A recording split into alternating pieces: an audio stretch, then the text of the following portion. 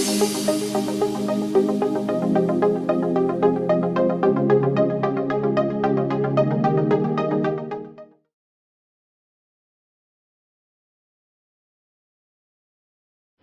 afternoon, ladies and gentlemen. It really is a pleasure to be here. The gentleman from Big Street earlier on said that the CPUs, or was it the system, runs slowly for 2 hours after lunch. I think we've got that here as well. Anyway, given that we are running behind on time, I'll try to finish my presentation as quickly as I can. Certainly, if you do have any questions or you want to ask any, you need anything clarified, please do so. A framework for banking IT strategy. Banking is a highly regulated industry, and quite rightly so. What we try to project is a sense of confidence, stability, and accessibility. Confidence in the economy, in spite of the peaks and troughs that we have from time to time. Stability, to ensure safety of depositor funds, and accessibility to funding and other financial services. Now, in an environment like this, which is highly regulated, perhaps there is an opportunity for a common strategy framework, and by extension a common IT strategy framework.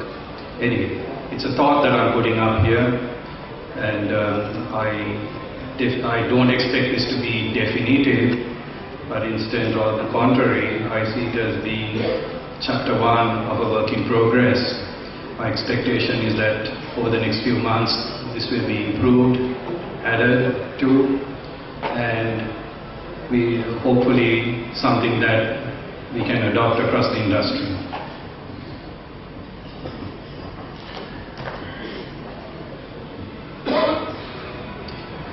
Okay, so I'm just giving you a quick snapshot of the banking technology ecosystem. Nothing really surprising there. At the top end, you can see things which are front office or customer facing, and on the bottom half, everything to do with compliance. You've got infrastructure, compliance, risk, security, stuff, all coming under governance. So let's look at whether there is in fact a case for a common framework. So the background. Branch banking has been extremely popular with customers for many, many years, since the inception really of banking. And it is also the largest source of revenue for banks. The vast bulk of our savings and loans comes through our branch networks. However, rapid expansion in the past 3 years has resulted in approaching geographic saturation. If you look at the number of banks and the number of branches in Sri Lanka, it is very much higher, the penetration is very much higher than global standards. So as a result, competition for market and revenue share is intensifying, with limited opportunity for market expansion within the country. You'd see this in the slowdown in the opening of new branches by various banks. So consequently, there is a need for banks to have a more rigorous approach to strategy than in the past. Our strategy can't be broad-based, saying we'll open more branches and everything else somehow gets tacked on. We can't do that anymore. Also, given the pervasiveness of technology in banking, the strategy surely must have a clear linkage to technology. So, it's on this basis that I'm suggesting that having a common framework makes sense. So let's look at a few assumptions. The overall objectives of most banks are generally similar. Whatever it is we do, whatever our size, our objectives tend to be similar. We can distill it down to 3 things. Increase our revenue, increase our profitability, and achieve a favorable brand positioning. If you think of all other objectives, I would say they tend to be sub-objectives of these 3. Whatever we may think or say we want to do, it comes back to one of these three. And if it's not within these three, we need to question ourselves, why are we doing it? Okay. So given that we have common objectives, it perhaps leads to having a common framework for strategy. Not common strategies, but a common framework. In order to achieve objectives, there are only so many paths you can take. So those various paths make up the framework. Differentiation comes by an individual bank choosing what they want to do or being able to select certain things. So that's where real differentiation comes from. Just because the strategy is there doesn't mean an individual bank can follow it.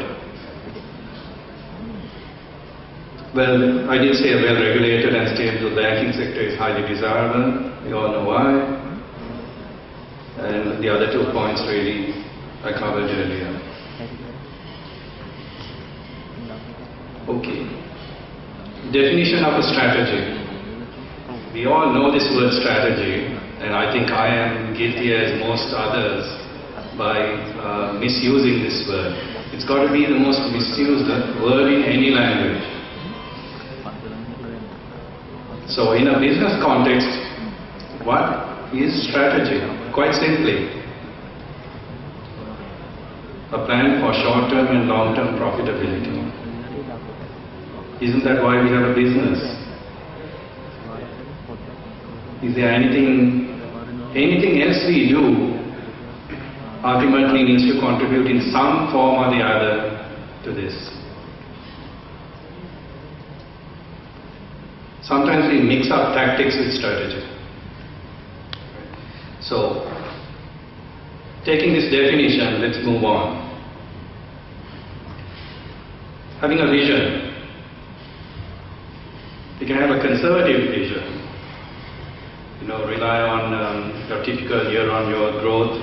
It tends to come. Sri Lankan economy generally grows. Currency depreciation occurs, and these are sources of earnings for banks. So, a conservative approach would give you year-on-year growth. You don't need to do anything fancy. You don't need to do detailed planning. However, you could also take an approach, a moonshot approach.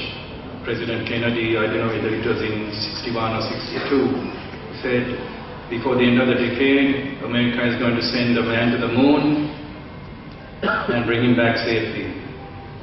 And that's exactly what they did.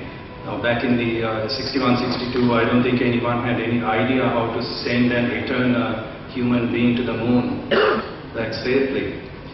But by making that their vision, they mobilized towards achieving that, and it did happen. So whether the banking industry adopts a conservative or a moonshot, say 20 billion PAT by 20 whatever. Right? Today the largest banks, the larger banks in Sri Lanka make about 10 billion PAT a year. So 20 billion certainly is a stretch target. And if you set something like that, the strategies you need to follow become a lot more, and perhaps a lot more complex as well. So the three common objectives: achieving a favorable brand positioning, increasing revenue and increasing profitability. We'll go and look at some sample strategies that we could put in the framework. Favorable brand positioning. 5 key areas: awards, CSR, innovation, marketing and ratings. The banking industry is very hot on awards. It means a lot for the positioning of the brand. You see articles on best bank, best trade finance bank, etc., etc. So you need to have a strategy around winning awards. Straight through processing, STP. You need to have an IT strategy for that. It's not okay to say we are going to do STP. You need to actually have a strategy around it. Products and channels. You see things on best internet banking, best mobile banking, best etc., etc. But again, you need to have a strategy. Not all banks follow that strategy. A smaller bank would generally like to start positioning its products and channels for brand positioning. Whereas a larger bank may not have that great a need to win awards in those categories, because it's got a large customer base. Winning a new award for a particular channel doesn't necessarily translate to more customers or more revenue. Green IT, we talk about it and we don't do anything about it. It's not just a case of buying equipment that uses less electricity. It needs to be much more than that, and you need to have a strategy around it, especially if you want to win an award. A strategy around volunteering for CSR. Again, I'm talking IT here, right? IT staff work in departments, they work in cost centers, certainly in banks. Sometimes they are removed from the concept of customer service because all their customers are internal, very few of their customers are external. Now, by having a strategy where you have IT staff volunteering in CSR programs, they get exposed to customer service. They learn what it is not to receive a financial award, but instead to take satisfaction from delighting somebody else. It has a flow-on effect back when they come back and work at their normal job. Innovation, customer convenience. We talk about innovation, but IT rarely talks about a strategy around customer convenience. The danger here is when you just say, okay, we are going to do innovation, and they throw up various products and services. But they haven't looked at it strategically from the point of customer convenience. Whatever we do in the IT for banks, we need to also consider how it could be marketed out there. So the 4 Ps, 7 Ps, depending on product or service, we need to be mindful of it. There's no point just doing something that no one knows about. That is, if we want to position our brand, we need to take this into consideration and have it as part of our strategy. Ratings. A good brand positioning can also be achieved by getting a high rating, but getting a high rating also means you have access to lower cost funding. So that, I think, almost all banks would want to pursue. But then when you look at it from the IT perspective, sometimes there is a disconnect with this, with the strategy for rating. So IT needs to have a strategy which looks at risk management. It's not up to the risk management department, it's up to IT that looks at certifications around security, uptime, etc. Increased revenue, increased market share. That's one of the common ways to increase revenue. We talked about customer service convenience before.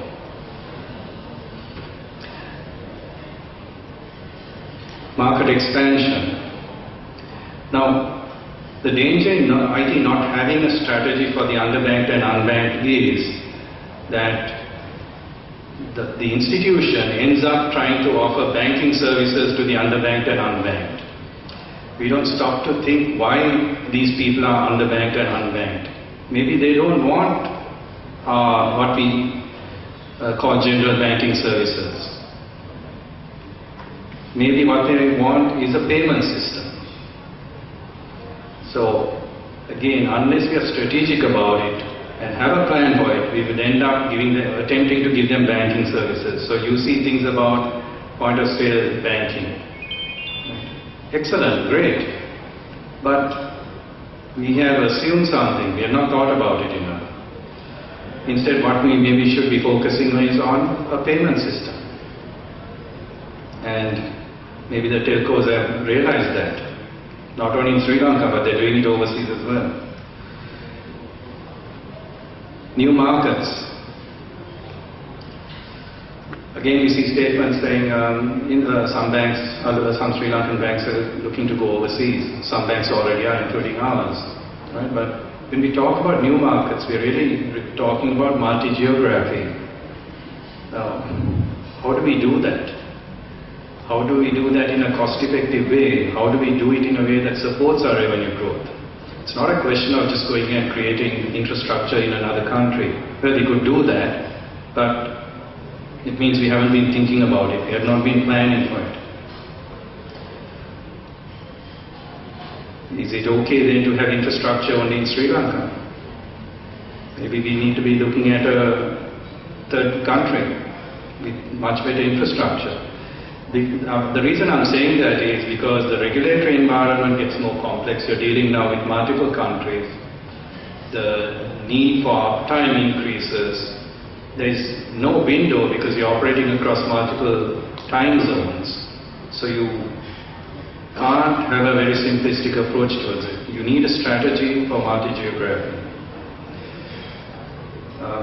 I think it was Ramesh's presentation, was it 40% on the cloud? Yeah, something like that. Right? So these things are going to be happening in 2020. We can't ignore it with banking. It is strategic. Because the moment you say cloud in banking, it's a dirty word. But when you talk about multi-geography, you need to start putting these considerations up. More products and services. Sounds good, so what's IT going to do? Assist the business create more products and services. Again, they're doing it because there's no strategy. If you have a strategy of reuse and leverage, you look at it differently. So let me give you an example here.